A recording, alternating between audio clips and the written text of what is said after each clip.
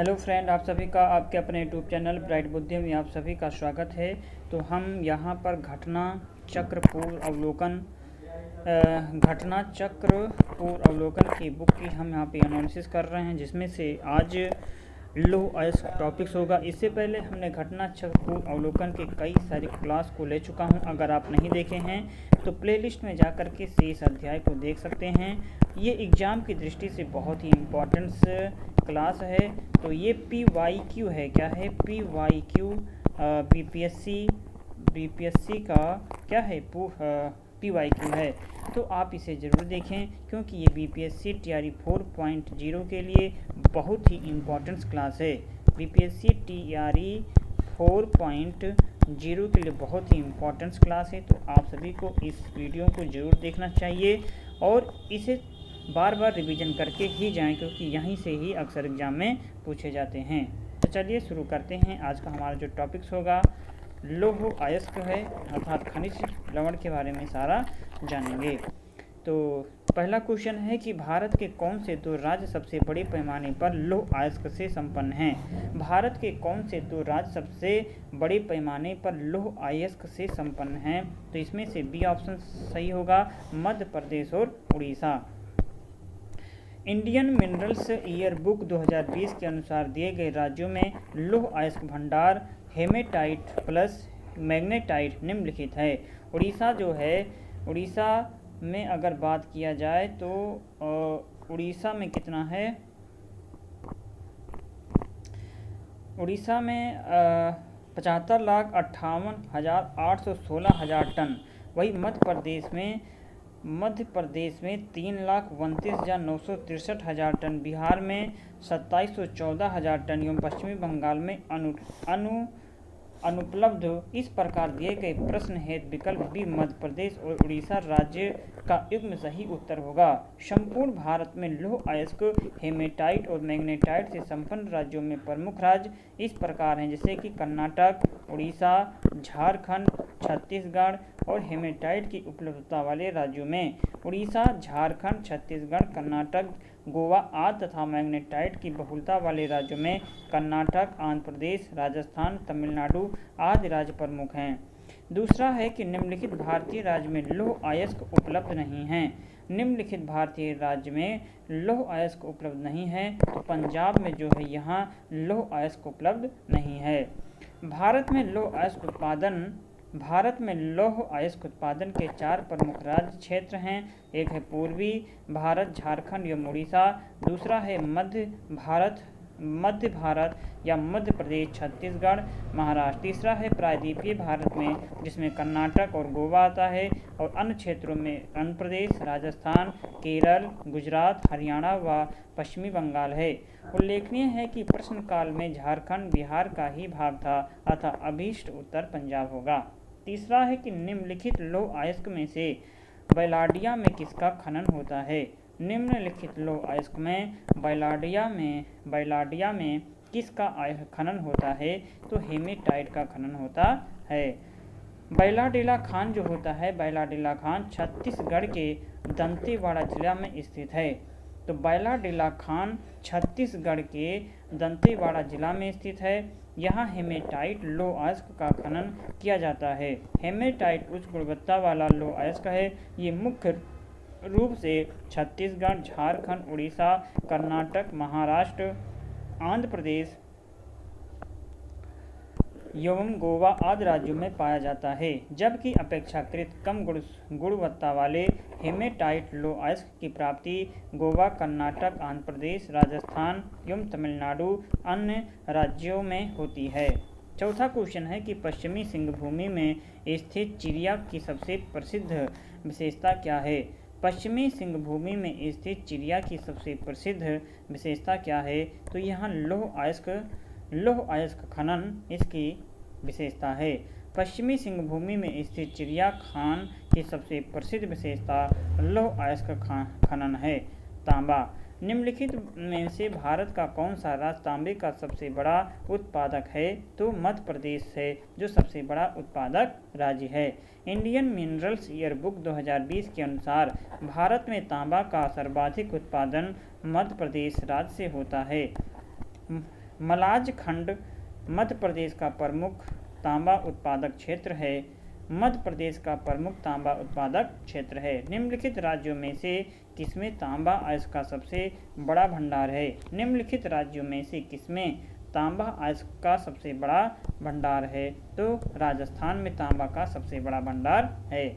भारत में ताम्र अयस्क का सबसे बड़ा भंडार राजस्थान में है और इसके पश्चात क्रमशः झारखंड एवं मध्य प्रदेश का स्थान है। कुल ताम्र अयस्क भंडार का लगभग 52.25% हिस्सा इन्हीं 3 राज्यों में है और ज्ञातव्य है कि तांबा महत्वपूर्ण लौह धातु है। भारत तांबे के उत्पादन में आत्मनिर्भर नहीं है। राजस्थान राज्य का खेतड़ी बेल्ट किसके लिए प्रसिद्ध है? राजस्थान राज्य का खेतड़ी बेल्ट किसके लिए प्रसिद्ध है? तो ये तांबा खनन के लिए प्रसिद्ध है। खेतड़ी अथवा खेतरी तांबा उत्पादन के लिए प्रसिद्ध है। यह राजस्थान राज्य के झुंझुनू जिले में स्थित है। खेतड़ी के अतिरिक्त इस क्षेत्र में कोल्हान, बनबास, चांदमारी, धानी बासरी आदि क्षेत्रों में भी तांबे के प्रमुख भंडार पाए जाते हैं। राजस्थान में स्थित खेतरी खदान किसके लिए प्रसिद्ध है? तो खेतरी खदान जो है ये तांबा के लिए प्रसिद्ध है। 5वां क्वेश्चन है कि झारखंड का घाटशिला किस खनिज उत्पादन के लिए प्रसिद्ध है?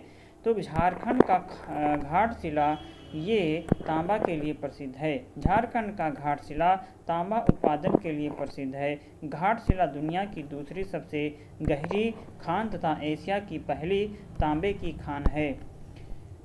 अधात्विक खनिज अभ्रक भारत के निम्नलिखित राज्यों में से कौन अभ्रक का सबसे बड़ा उत्पादक है? तो ये आंध्र प्रदेश जो है ये अभ्रक का सबसे बड़ा उत्पादक राज्य है। वर्ष 2020 के IMYB में अभ्रक अयस्क का सबसे बड़ा उत्पादककर्ता राज्य आंध्र प्रदेश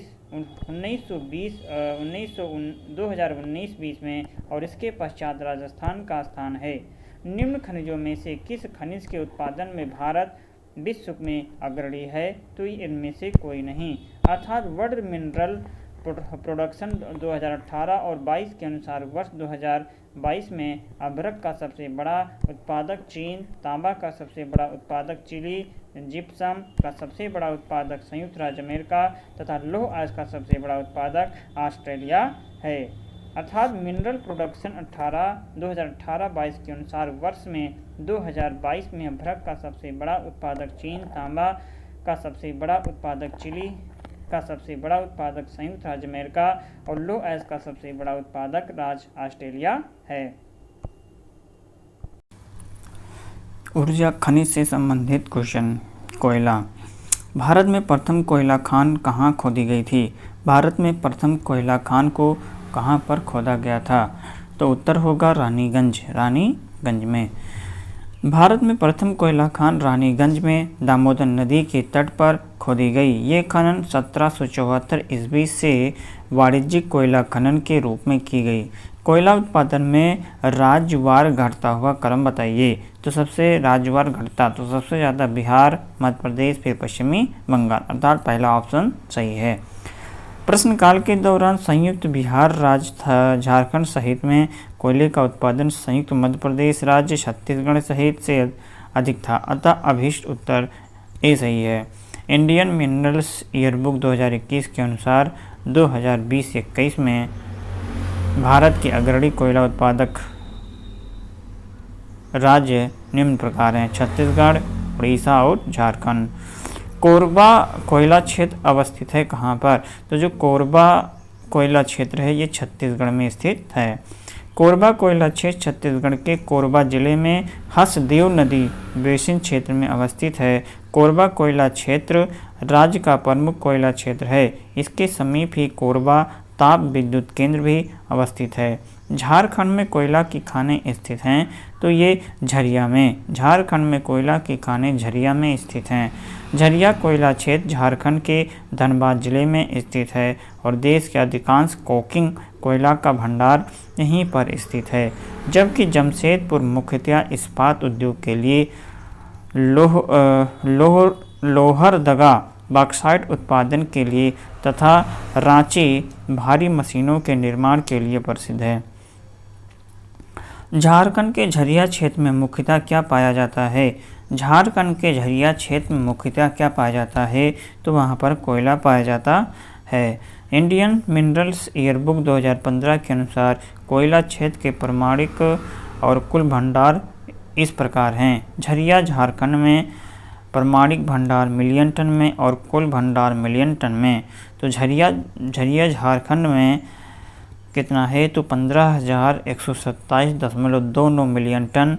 वही कुल भंडार देखा जाए तो 19,430.06 मिलियन टन है। रानीगंज झारखंड में 1538.19 मिलियन टन। वही कुल भंडार देखा जाए तो 2,036.30 मिलियन टन है। रानीगंज पश्चिमी बंगाल में 13,317.36 मिलियन टन और वही 24,632.83 मिलियन टन। कोरबा में 5651.14, वही अगर देखा जाए 11,755.66 मिलियन टन है। सिंगरौली मध्य प्रदेश में 6,532.68 मिलियन टन और वही कुल भंडार देखा जाए 14,803.52 मिलियन टन है। सिंगरौली उत्तर प्रदेश में कोयला का जो प्रमाणिक भंडार है 884.04, कुल देखा जाए तो 1,061.80 मिलियन टन है।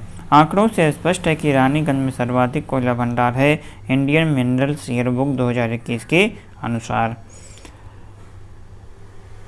2021 के अनुसार 1/4/2021 तक झरिया झारखंड में 16,282 मिलियन टन और कुल भंडार है 19,531 मिलियन टन। रानीगंज झारखंड में 1,538 प्रमाणिक भंडार है 1,538 टन। वही कुल भंडार देखा जाए तो 20,36 मिलियन टन है। रानीगंज पश्चिमी बंगाल में 14,781 प्रमाणिक मिलियन टन है। वही अगर 25,578 कुल मिलियन टन है। कोरबा छत्तीसगढ़ में प्रमाणिक भंडार 7,055 मिलियन टन और कुल प्रमाणिक टन और कुल भंडार देखा जाए तो 12,976 मिलियन टन। सिंगरौली मध्य प्रदेश में 8,722 मिलियन टन। वही कुल भंडार 16,824 मिलियन टन है। सिंगरौली उत्तर प्रदेश 884 मिलियन टन और कुल भंडार 1,062 मिलियन टन है। छठा क्वेश्चन है कि भारतीय कोयला उद्योग की निम्नलिखित समस्याओं पर विचार करें। तो इसमें से विचार करें कौन सा कथन इसमें से सही होगा। भारतीय कोयला उद्योग निम्नलिखित समस्याओं पर विचार करना है, तो इनमें से कौन सा उत्तर है वो सही होगा। तो निम्न कोटि का कोयला एवं कोयला संचलन में बाधा, धुलाई संस्थानों की उपयोग क्षमता में कमी, कोकिंग कोयला के आयात पर बढ़ती निर्भरता और फिर है कार्य संचालन कीमतें। तो इनमें से सभी कथन जो है सही होगा। तो भारतीय कोयला उद्योग वर्तमान में अनेक समस्याओं से ग्रस्त है, जिनमें प्रमुख है निम्न कोटि का कोयला, धुलाई संस्थानों की उपयोग क्षमता की कमी, कोकिंग कोयले का बढ़ता आयात, कोयले के स्थानांतरण में आने वाली बाधा एवं कार्य संचालन कीमतें आदि। भूमिगत कोयले का दहन किस राज्य में होता है। भूमिगत कोयले का जो दहन है ये किस राज्य में होता है, तो उपरोक्त में से एक से अधिक या कोई नहीं, अर्थात भूमिगत कोयले का दहन झारखंड राज्य में हो रहा है और यह दहन झरिया कोलफील्ड क्षेत्र में भी हो रहा है। इसलिए इसमें से जो ऑप्शन होगा सी ऑप्शन होगा। कौन ऑप्शन होगा, तो सी ऑप्शन सही है, झारखंड है। क्या होगा, झारखंड राज्य में भूमिगत कोयले का दहन किस राज्य में, तो झारखंड राज्य में हो रहा है। अगला क्वेश्चन, भारत में निम्नलिखित में से कौन सी नदी घाटी कोयला के भंडारों से समृद्ध है। भारत में निम्नलिखित में से कौन सी नदी घाटी कोयला के भंडारों से समृद्ध है। 8वें का क्वेश्चन का आंसर क्या होगा, तो 8वें का डी उपरोक्त में से एक से अधिक। देश के लगभग 90% से अधिक कोयला भंडार और उत्पादन में गोंडवाना कोयला क्षेत्र का योगदान है। गोंडवाना तंत्र के प्रमुख कोयला क्षेत्र हैं दामोदर घाटी कोयला क्षेत्र, सोन घाटी कोयला क्षेत्र, महानदी घाटी कोयला क्षेत्र, गोदावरी घाटी कोयला क्षेत्र, धर्म कोयला, वर्धा कोयला क्षेत्र, राजमहल कोयला क्षेत्र आदि। पेट्रोलियम एवं प्राकृतिक गैसें। भारत में सबसे पुराना तेल भंडार कहाँ है? तो भारत में सबसे पुराना तेल भंडार डिगबोई असम में है।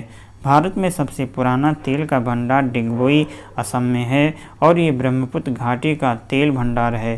ब्रह्मपुत्र घाटी देश की सबसे पुरानी तेल घाटी है। ब्रह्मपुत्र घाटी देश का सबसे पुरानी तेल घाटी है। भारत में सर्वप्रथम तेल ऊर्जा संगठन कब हुआ है? भारत में सर्वप्रथम तेल ऊर्जा संगठन कब हुआ? तो ये है डी ऑप्शन सही होगा। इससे 1990 और 2000 के दौरान हुआ है। भारत में सर्वप्रथम भयानक ऊर्जा संगठन वर्ष 1973 में हुआ, जब तेल निर्यातक देशों ने तेल की कीमतों में अकस्मात 4 गुना से अधिक वृद्धि कर दी थी। विविध खनिज, जैसे कि निम्नलिखित में से कौन सा कथन सही है? इसमें बताना है कौन सा कथन सही है। तो इसमें जो है पेट्रोलियम भंडार अरावली पहाड़ियों में पाए जाते हैं, तो गलत। धारवाड़ चट्टान संरचना में प्राकृतिक गैस पाई जाती है, ये भी गलत है। तो इसमें से अभ्रक कोडरमा में पाया जाता है, सी ऑप्शन एकदम से सही होगा। प्रश्नगत विकल्पों में अभ्रक कोडरमा में पाया जाता है। अभ्रक जो है ये कोडरमा में पाया जाता है, अतः विकल्प सी सही है। भारत में पेट्रोलियम के भंडार अरावली पहाड़ियों में नहीं बल्कि ब्रह्मपुत्र घाटी, गुजरात तट, पश्चिमी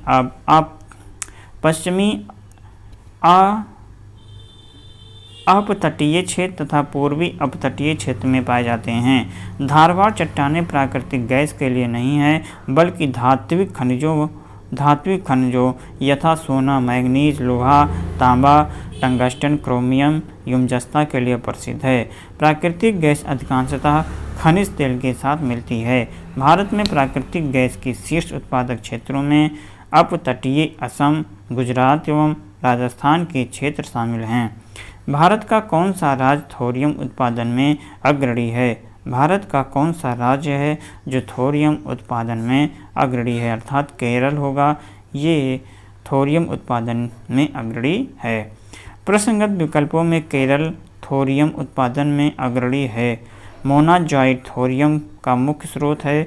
इंडियन रियर अर्थ लिमिटेड और एर्नाकुलम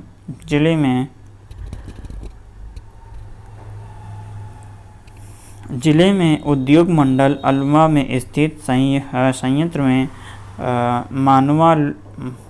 मानावाला कुर्ची जो तमिलनाडु से प्राप्त मोनोजाइट को संसाधित कर थोरियम उत्पादित करती है। कैमूर पठार किसके लिए प्रसिद्ध है? तो कैमूर पठार चूना पत्थर के लिए प्रसिद्ध है। कैमूर का पठार चूना पत्थर के लिए प्रसिद्ध है। बिहार में कैमूर पठार मुख्यतः रोहतास और कैमूर जिले में स्थित है। ये पठार शैल चूना पत्थर और बलुआ पत्थर से निर्मित है। इस पठार के चूना पत्थर के आधार पर बंजारी में सीमेंट उद्योग है।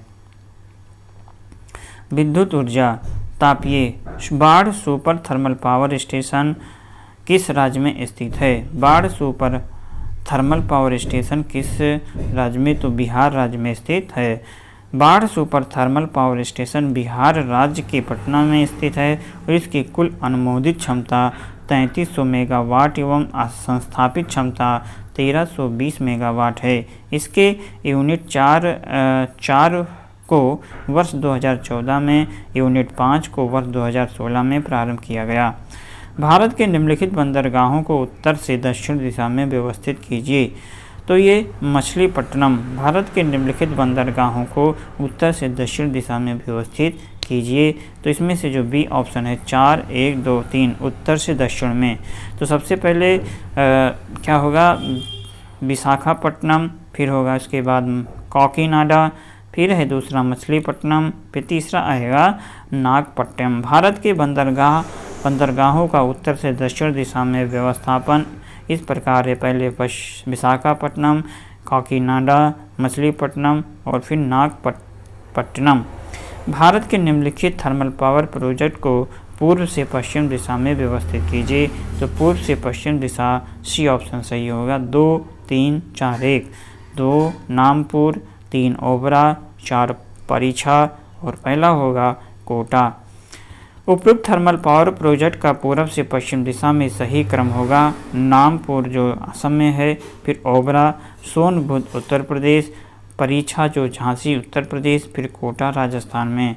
जल विद्युत संयंत्र से संबंधित क्वेश्चन होगा चंबल नदी पर राणा प्रताप सागर जल विद्युत परियोजना किस राज्य में स्थित है? तो ये बी ऑप्शन सही होगा, ये राजस्थान में स्थित है। राणा प्रताप सागर जल विद्युत परियोजना चंबल नदी पर स्थित है। ये चंबल घाटी विकास योजना से संबंधित है। यह परियोजना राजस्थान में स्थित है। भारत सरकार के कुल विद्युत उत्पादन में जल विद्युत का योगदान कितना है? भारत सरकार के कुल विद्युत उत्पादन में जल विद्युत का योगदान कितना है? तो ऑप्शन 10% योगदान है। प्रश्नकाल 2016-17 में जल विद्युत का कुल उत्पादन में योगदान 10.6% था और विद्युत मंत्रालय भारत सरकार के 31 दिसंबर 2022 तक की स्थिति के अनुसार भारत में सन स्थापित विद्युत क्षमता 4,10,339 मेगावाट थी। इसमें जल विद्युत का योगदान 46,850 मेगावाट अर्थात 11.64% था। ऊर्जा विविध। भारत में ऊर्जा उत्पादन एवं उपभोग में ऊर्जा उपभोग के संबंध में निम्नलिखित में से कौन सा कथन सही नहीं है? तो इसमें से कथन सही नहीं है भारत में उत्पादित कुल व्यावसायिक ऊर्जा में गैर पारंपरिक ऊर्जा स्रोतों का योगदान 1% से कम है। इसलिए जो इसका ऑप्शन होगा सी ऑप्शन एकदम से सही है, गलत होगा। सी ऑप्शन सही नहीं है तो सही क्या होगा, कि यही ऑप्शन सही होगा। पूछा है कौन सा सही नहीं है, तो इसमें से सी ऑप्शन सही नहीं है। तो गत दशक में भारत में ऊर्जा उत्पादन में हास्यमान प्रवृत्ति लक्षित हुई है। विश्व में प्रति व्यक्ति ऊर्जा उपभोग भारत में न्यूनतम है। भारत में ऊर्जा का उपभोग करने वाला प्रमुखतम क्षेत्र उद्योग है। इसलिए ऑप्शन नंबर सी सही होगा। प्रश्न काल में उत्पादित कुल व्यावसायिक ऊर्जा में गैर पारंपरिक ऊर्जा स्रोत का 1% से अधिक है, अतः कथन सी सही है, गलत है। वर्तमान संदर्भ में 2012-13 में 2021-22 तक ऊर्जा का उत्पादन में वृद्धि की प्रवृत्ति रही और विश्व में प्रति व्यक्ति ऊर्जा उपभोग भारत में न्यूनतम नहीं है, अतः वर्तमान संदर्भ में कथन ए और बी सी सही नहीं है, अतः कोई उत्तर सही नहीं है। भारत में प्रति व्यक्ति ऊर्जा का खपत 1994 में था, कितना था? तो ऑप्शन नंबर सी सही है, 243 किलोग्राम तेल के बराबर। वर्ष 1994 में भारत में प्रति व्यक्ति ऊर्जा की खपत 244 किलोग्राम तेल के बराबर थी, जो 1771 किलोग्राम प्रति व्यक्ति ऊर्जा खपत के विश्व स्तर से बहुत कम थी। भारत में वर्ष 2019 में प्रति व्यक्ति ऊर्जा खपत 0.6 टन तेल के बराबर है, जबकि वैश्विक स्तर पर प्रति व्यक्ति औसत 1.8 टन है और वर्तमान में कोई विकल्प सही नहीं है, इसलिए विकल्प इसमें से सी सही होगा। भारत में राज्य विद्युत बोर्डों की वित्तीय रुग्णता के अनुसार कारणों पर विचार करना है, तो इसमें से बताना है कौन सा कथन सही है। कृषि एवं घरेलू उपभोक्ताओं को उत्पादन लागत से कम पर बिजली का विक्रय, तो ये भी कथन क्या है, सही है। प्रसारण एवं संवितरण हानियाँ काफ़ी ज़्यादा होती हैं, दूसरा भी सही। राज्य विद्युत बोर्डों के लिए वाणिज्यिक स्वायत्तता में कमी, तीसरा भी सही। चौथा है राज्य सरकारों ने राज्य विद्युत बोर्डों के माध्यम से सामाजिक परिधान और नीतियों को क्रियान्वित किया, तो चौथा भी सही। इसीलिए इसका जो ऑप्शन होगा बी नंबर सही है। भारत में राज्य विद्युत बोर्डों की कार्यविधि में कई कमजोरियां हैं और तथा उन्हें कई कठिनाइयों का सामना करना पड़ता है, जिनमें प्रबंधकीय अकुशलताएं, वित्तीय संसाधनों का अभाव, केंद्रीय बिजली संस्थाओं को भुगतान करने की असमर्थता, व्यापक संचार एवं वितरण हानियां आदि सम्मिलित हैं। इसके अतिरिक्त राज्यों में कृषि क्षेत्र को बहुत कम कीमत पर बिजली उपलब्ध कराते हैं, जिससे आर्थिक सहायता का भार बहुत बढ़ जाता है। 11वीं पंचवर्षीय योजना के अनुसार भारत में संचरण व वितरण हानियां अधिकतर देशों की तुलना में अधिक हैं। इन हानियों के कई कारण हैं, जैसे बिजली की व्यापक चोरी, कम वोल्टेज पर ऊर्जा की बिक्री, दूर दराज कम आबादी वाले क्षेत्रों में बिजली की व्यवस्था करना तथा वितरण प्रणाली में कम निवेश इत्यादि। चौथा क्वेश्चन है कि निम्न राज्यों में कौन सा राज्य भारत में सर्वाधिक सौर ऊर्जा का उत्पादक है? तो बी कर्नाटक है जो सर्वाधिक सौर उत्पादक है। निम्न राज्यों में कर्नाटक राज्य भारत में सर्वाधिक सौर ऊर्जा का उत्पादक है। 31 दिसंबर 2022 की स्थिति के अनुसार सौर ऊर्जा की संस्थापित क्षमता के संदर्भ में राजस्थान शीर्ष पर है। तो कर्नाटक जो होगा, कर्नाटक में संस्थापित क्षमता लगभग 7885.57 मेगावाट, राजस्थान में 16,340.75 मेगावाट और आंध्र प्रदेश में 4,524.72 मेगावाट और तेलंगाना में 4,650.93 मेगावाट है। केगा जो होगा ये कैगा का मतलब मंगलोर के निकट है, यहाँ न्यूक्लियर विद्युत संयंत्र है। कैगा जो है ये मंगलोर के निकट है और यहाँ न्यूक्लियर विद्युत संयंत्र है। तो कैगा परमाणु शक्ति संयंत्र भारत के कर्नाटक राज्य के उत्तर कन्नड़ जिले के कैगा ग्राम के समीप काली नदी के किनारे स्थित नाभिकीय संयंत्र है। यह वर्ष 2002 से कार्यरत है। इसका संचालन भारतीय नाभिकीय विद्युत निगम लिमिटेड के द्वारा किया जाता है। अगला क्वेश्चन होगा कि भारत के राष्ट्रीय पुस्तकालय ने अपनी यात्रा किसके उद्घाटन के साथ शुरू किया था? तो इसमें से बी ऑप्शन सही होगा। मार्च 1936 में कलकत्ता पब्लिक लाइब्रेरी के साथ शुरू किया था। कलकत्ता पब्लिक स्कूल लाइब्रेरी मार्च 1936 में भारत के राष्ट्रीय पुस्तकालय ने अपनी यात्रा शुरू किया था।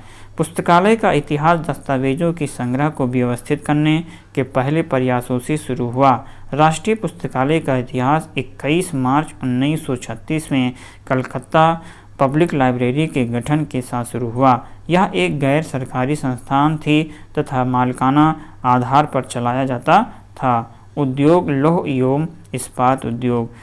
स्टेनलेस स्टील मिश्र धातु है, तो ये किसका मिश्र धातु है? तो ये है लोहा और क्रोमियम का मिश्र धातु है।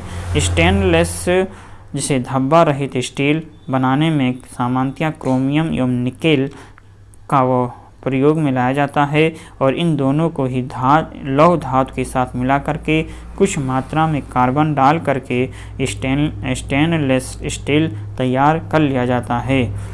भारत में कतिपय लौह इस्पात संयंत्र पश्चिमी तट में से होकर के आयोजित किए गए हैं। इस उद्योग के ऐसे अवस्थित स्थानांतरण का प्रमुख कारण क्या है? तो इसका जो प्रमुख कारण होगा ये गोवा एवं मध्य प्रदेश के कुछ भागों में उत्तम श्रेणी के लौह अयस्क निक्षेपों का मिलना तथा इस क्षेत्र से इस्पात उद्योग की तुलनात्मक सुविधा है।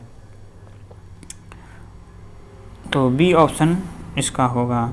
अगला है गोवा एवं मध्य प्रदेश में स्थित उत्तम श्रेणी के लौह अयस्क निक्षेपों की निकटता के साथ ही इस्पात निर्यात के लिए बंदरगाहों की उपस्थिति तथा विनिर्माण हेतु उसी क्षेत्र में लौह की खपत पश्चिम तट के निकट लौह संयंत्रों की स्थापना का मुख्य कारण है। टिस्को संयंत्र किसके लिए नज़दीक स्थित है? टिस्को जो है ये इसका डी ऑप्शन टाटा नगर। तो टिस्को जो है Tata iron and steel company limited Bharat की प्रमुख इस्पात कंपनी है।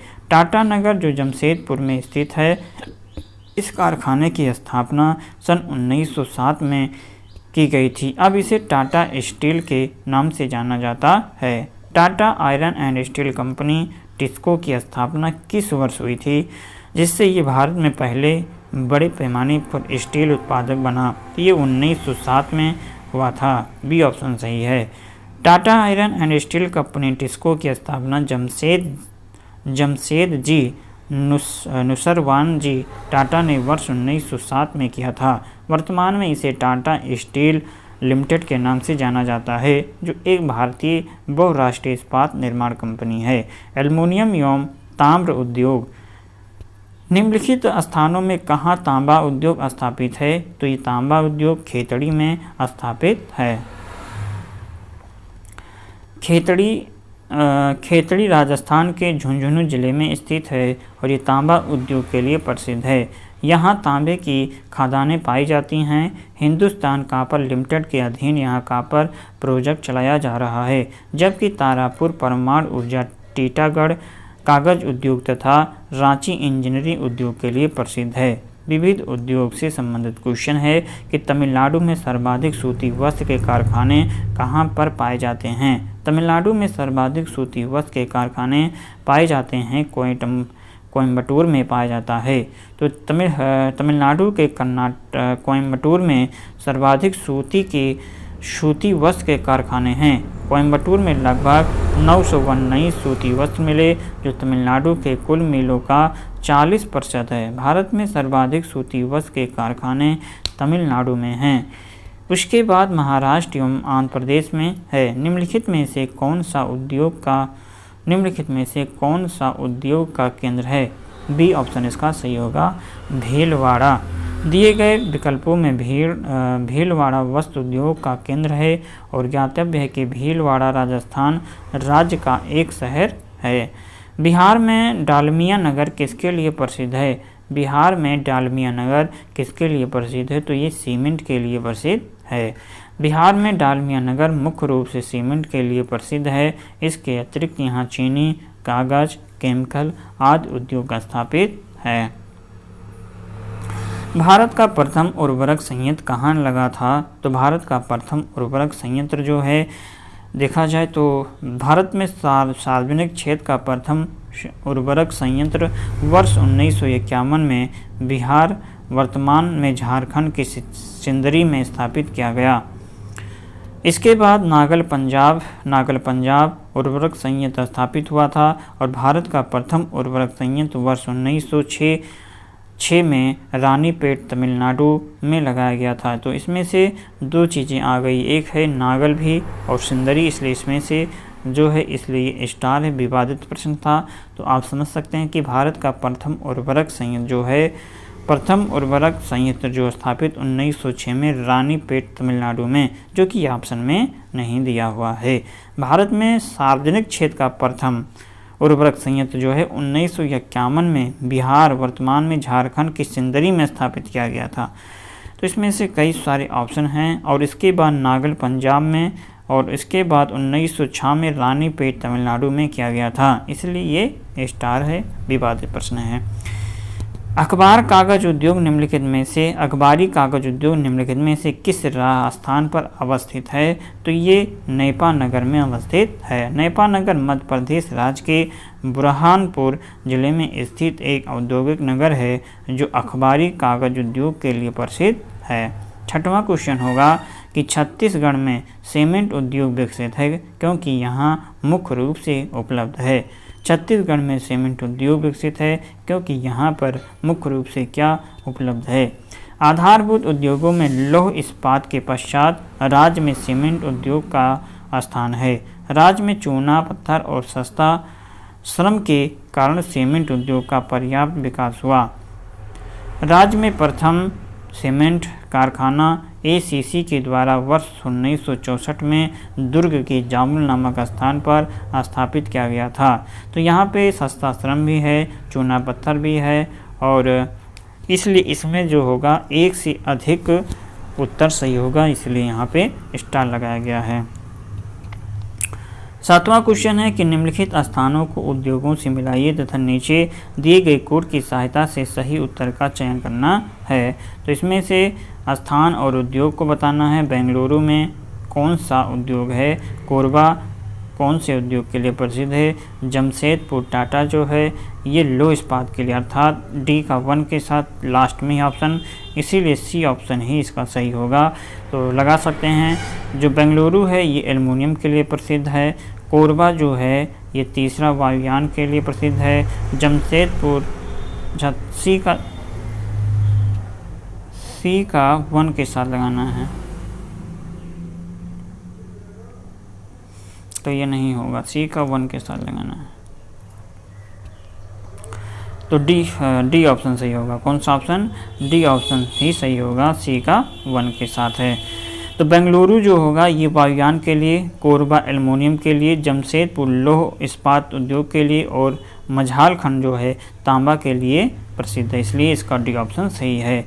भारत में चीनी उद्योग के बारे में निम्नलिखित में से कौन सा कथन सही है? तो भारत में एक से अधिक कथन जो होगा सही है, अर्थात उत्तर प्रदेश चीनी का दूसरा सबसे बड़ा उत्पादक है। यह वजन कम करने वाला उद्योग है। महाराष्ट्र में अग्रणी चीनी उत्पादक के रूप में उभरा है, तो इसमें से एक से अधिक अर्थ सही है। चीनी उद्योग एक भार हास उद्योग है। भारत चीनी का सबसे बड़ा उत्पादक एवं उपभोक्ता देश, जबकि थाईलैंड के बाद विश्व का दूसरा सबसे बड़ा निर्यातक है। 5 अक्टूबर 2022 के अनुसार महाराष्ट्र भारत का सबसे बड़ा चीनी उत्पादक राज्य है, जबकि उत्तर प्रदेश द्वितीय स्थान पर है। इसमें से एक से अधिक उत्तर सही है, इसीलिए डी ऑप्शन सही होगा। परिवहन। भारत में कुल कितने राष्ट्रीय राजमार्ग हैं और उनकी कुल लंबाई तकरीबन कितनी है? तो इनकी अगर देखा जाए 64 और 40,000 किलोमीटर तक है।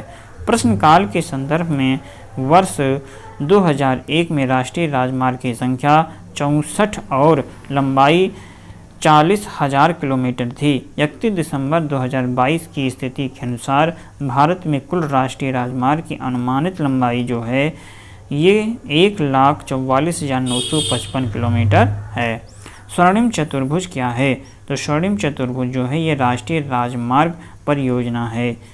राष्ट्रीय राजमार्ग विकास परियोजना के प्रथम चरण के अंतर्गत स्वर्णिम चतुर्भुज परियोजना दिल्ली, मुंबई, कोलकाता और चेन्नई को जोड़ती है, जिसकी कुल लंबाई 5,846 किलोमीटर है।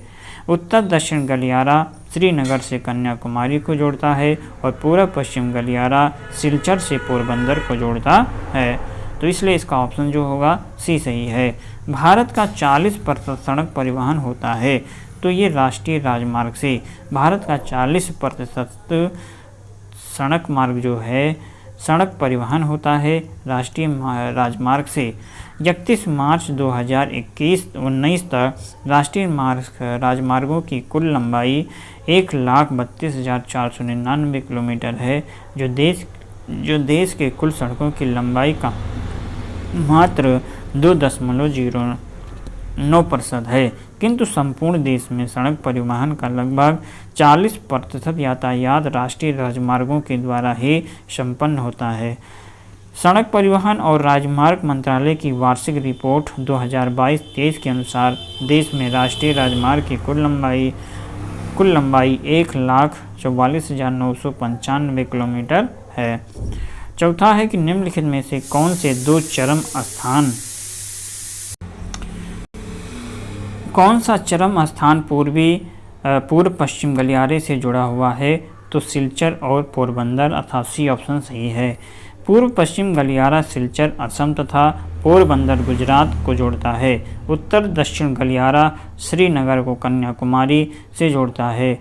पूर्व पश्चिम गलियारा तथा उत्तर दक्षिण गलियारा स्वर्णिम चतुर्भुज योजना के अंतर्गत निर्मित किए गए हैं। तो रेल परिवहन। भारत में सबसे पहले रेल मार्ग तैयार हुआ था, तो ये 1853 में तैयार हुआ था।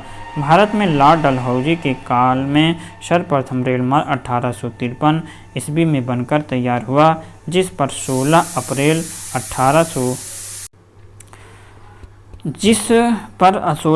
1853 को मुंबई से ठाणे के बीच पहली ट्रेन चलाई गई थी। बड़ी लाइन की दो पटरियों के बीच की दूरी कितनी होती है? तो 5 1/2 फीट का होता है, अर्थात बी ऑप्शन सही है। रेल मार्ग की लंबाई की दृष्टि से 3 भागों में बांटा गया है। मीटर गेज दोनों पटरियों के मध्य 1 मीटर की दूरी, चौड़ी या बड़ी लाइन दोनों पटरियों के मध्य 1.676 मीटर या 1676 मिलीमीटर या फिर 5 1/2 फीट होती है।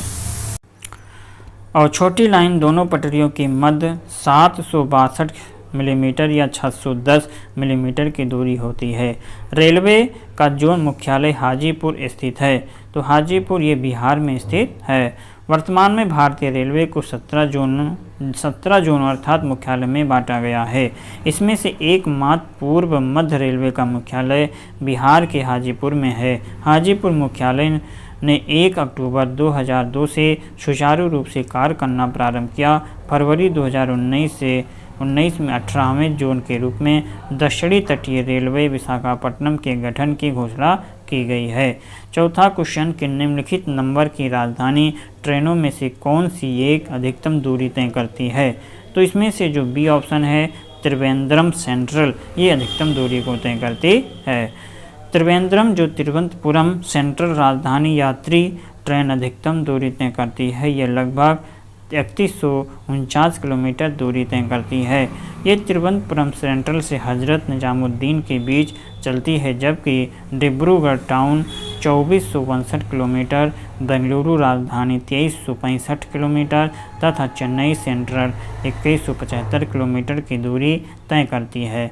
9 वायुसेना परिवहन। पारादीपीय बंदरगाह कहाँ पर स्थित है? तो ये उड़ीसा में स्थित है। पारादीपीय बंदरगाह कहाँ है? उड़ीसा में।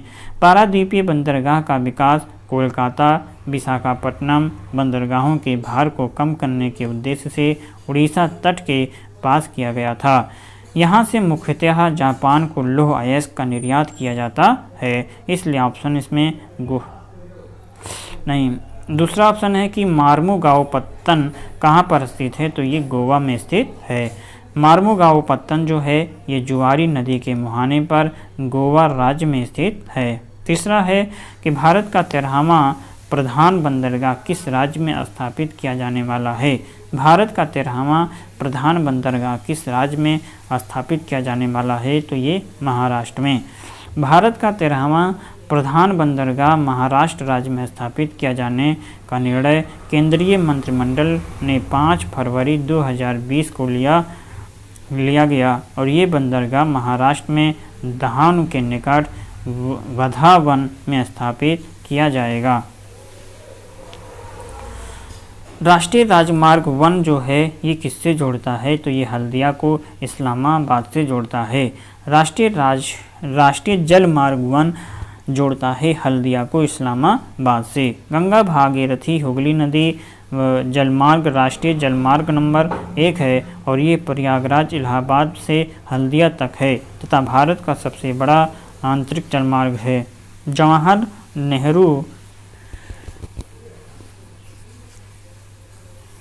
नेहरू बंदरगाह किस राज्य में स्थित है? तो ये महाराष्ट्र में स्थित है। जवाहर नेहरू बंदरगाह जवाहर नेहरू पोर्ट ट्रस्ट नवी मुंबई महाराष्ट्र में है। ये भारत का सबसे बड़ा कंटेनर हैंडलिंग पोर्ट है। वर्तमान में GNPT 5 कंटेनर टर्मिनल का संचालन करता है।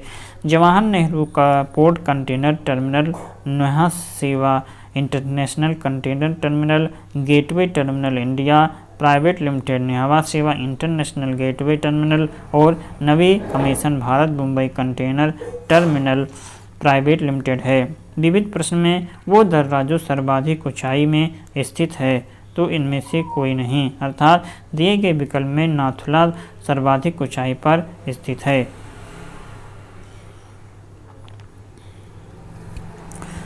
वो दर्रा जो सर्वाधिक ऊंचाई पर, तो दिए गए विकल्पों में अगर बात किया जाए तो इसमें से नाथुला दर्रा सर्वाधिक ऊंचाई पर स्थित है जो 14,450 फीट है, जो कि ला दर्रा की ऊंचाई 11,650 फीट है। रोहतांग दर्रा की ऊंचाई 13,051 फीट और खैबर दर्रा की ऊंचाई 3,510 फीट है।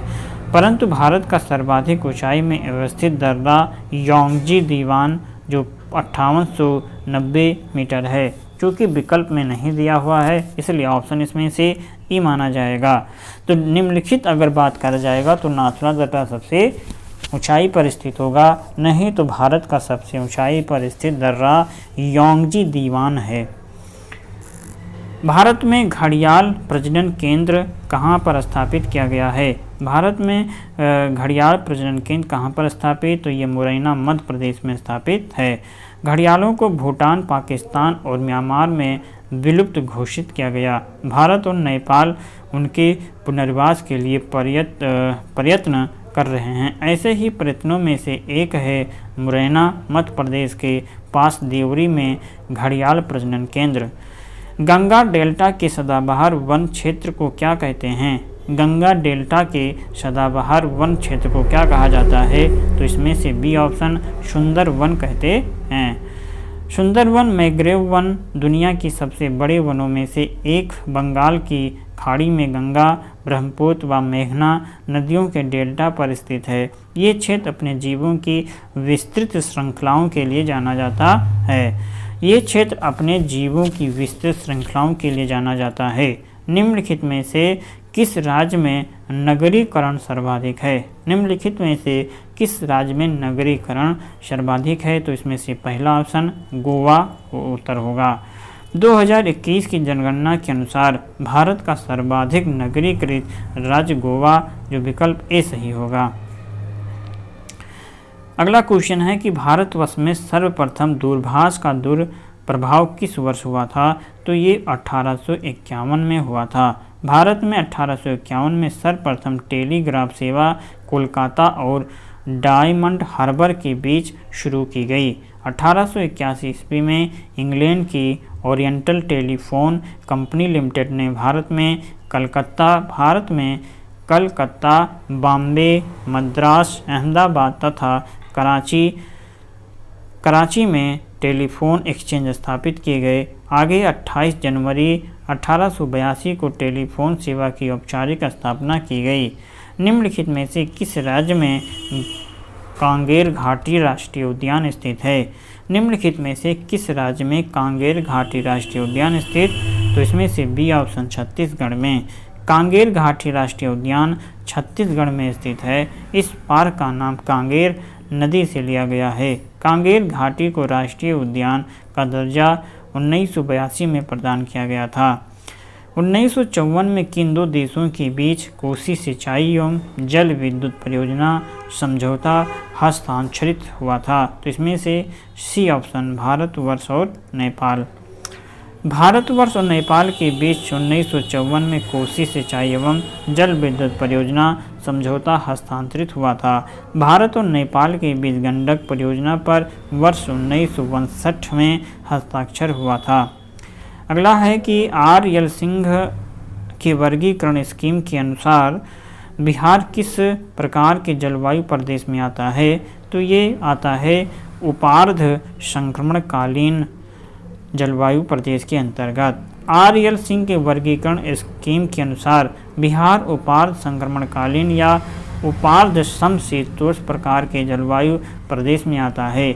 आर यल सिंह ने वर्ष 1971 में अपने जलवायु प्रभागों को प्रस्तुत किया। उन्होंने बस गर्म और सबसे ठंडे महीनों के तापमान स्थितियों, औसत वार्षिक वर्षा के आधार पर देश को 10 जलवायु प्रभागों में विभाजित किया। भारत में शक्तिशाली एल नीनो का कारण है। तो एल नीनो का कारण है अतिवर्षा। क्या है? एल नीनो का कारण है। भारत में शक्तिशाली एल नीनो का कारण है अतिवर्षा। एल नीनो भूमध्य रेखा के पास पूर्वी प्रशांत क्षेत्र में गर्म पानी के जमाव के कारण होता है और गर्म पानी की सतह से गर्म होने के परिणामस्वरूप नम हवा के ऊपर उठने पर तूफान बन सकते हैं, जिसके कारण अतिवर्षा होती है। पूर्वी उत्तर प्रदेश एवं बिहार के भाग निम्नलिखित मैदानों में किसमें सम्मिलित है? तो ये मध्य गंगा मैदान में सम्मिलित है। पूर्वी उत्तर प्रदेश एवं बिहार के भाग मध्य गंगा मैदान में सम्मिलित है। मगध एवं अंग के मैदान निम्नलिखित में से किसके हिस्से हैं? तो ये निम्न गंगा मैदान का हिस्सा है। तो अंग एवं मगध 16 महाजनपदों के भाग। अंग महाजनपद की राजधानी चंपा थी और ये वर्तमान बिहार के मुंगेर एवं भागलपुर जिले के अंतर्गत आता है। मगध की राजधानी गिरिव्रज राजगृह थी। बाद में इसकी राजधानी पाटलिपुत्र बनाई गई। दोनों महाजनपद निम्न गंगा मैदान के अंतर्गत आते थे। वाल्मीकि टाइगर रिजर्व किस जिले में स्थित है? तो वाल्मीकि टाइगर रिजर्व जो है किस जिले में स्थित है? तो इसका जो ऑप्शन होगा बी ऑप्शन सही होगा। ये पश्चिमी चंपारण में स्थित है। वाल्मीकि राष्ट्रीय उद्यान भारत के बिहार राज्य के पश्चिमी चंपारण जिले में स्थित बाघ संरक्षण को समर्पित एक राष्ट्रीय उद्यान है। ये बिहार का एकमात्र राष्ट्रीय उद्यान है। कोरियर सेवा से प्रतिस्पर्धा के लिए भारतीय डाक विभाग ने द्रुत डाक सेवा का आरंभ कब किया था? तो ये 1986 में किया था। भारतीय डाक विभाग के द्वारा द्रुत डाक सेवा अगस्त 1986 को प्रारंभ की गई थी। भारत का स्थलाकृतिक मानचित्र किस संगठन के द्वारा बनाया जाता है? तो भारतीय सर्वेक्षण के द्वारा बनाया जाता है। भारतीय सर्वेक्षण विभाग के द्वारा भारत के स्थलाकृतिक मानचित्र बनाए जाते हैं। यह विज्ञान और प्रौद्योगिकी विभाग के अंतर्गत कार्य करता है। भारतीय सर्वेक्षण विभाग का मुख्यालय देहरादून उत्तराखंड में है। हैदराबाद शहर निम्नलिखित देशों में से किसमें स्थित है? तो ये उपरोक्त में से एक से अधिक, अर्थात हैदराबाद तेलंगाना राज्य की राजधानी है। हैदराबाद पाकिस्तान में भी है। ये पाकिस्तान के सिंध प्रांत का दूसरा बड़ा शहर है। ये पाकिस्तान के सिंध प्रांत का एक जिला है। इस प्रकार उपरोक्त में से एक से अधिक विकल्प सही होने के कारण सही उत्तर ये होगा। अर्थात जो हैदराबाद है भारत में भी और पाकिस्तान में भी है, इसलिए ये जो होगा उपरोक्त में से एक से अधिक उत्तर सही होगा। इसी के साथ जो है बीपीएससी पूर्व अवलोकन में है ना, बीपीएससी पूर्व अवलोकन जो होगा, पूर्व अवलोकन में भारत का भूगोल जो है ये पोर्शन हमने क्या कर दिया, भारत का भूगोल पोर्शन को समाप्त कर चुका हूँ। आज से ये समाप्त हो रहा है। तो इससे अब हम इसके बाद जो हमारा अगला टॉपिक होगा वो विश्व का भूगोल होगा। क्या होगा? विश्व का भूगोल। तो हम उसे भी क्या करेंगे? कंप्लीट करेंगे, क्योंकि एग्ज़ाम की दृष्टि से ये भी इम्पोर्टेंस है और 1 बाय 1 करके हम सारे पोर्शन को इस बुक को समाप्त करने वाले हैं। तो इस वीडियो के प्लेलिस्ट में, मतलब प्लेलिस्ट में बने हुए सारे वीडियो को आपको 1 बाय 1 करके सारा कंप्लीट करना है, बार बार देख करके, बार बार रिवीजन करके, जिससे आप कोई भी क्वेश्चन को मिस ना करें। वीडियो अच्छा लगे तो लाइक, कमेंट और शेयर ज़रूर कीजिए, और जो पहली बार आए हैं चैनल को सब्सक्राइब करके बेल घंटी जरूर बजाएं। चलिए मिलेंगे हम नए क्लास में, तब तक आप पढ़ते रहें, मस्त रहें। नमस्कार।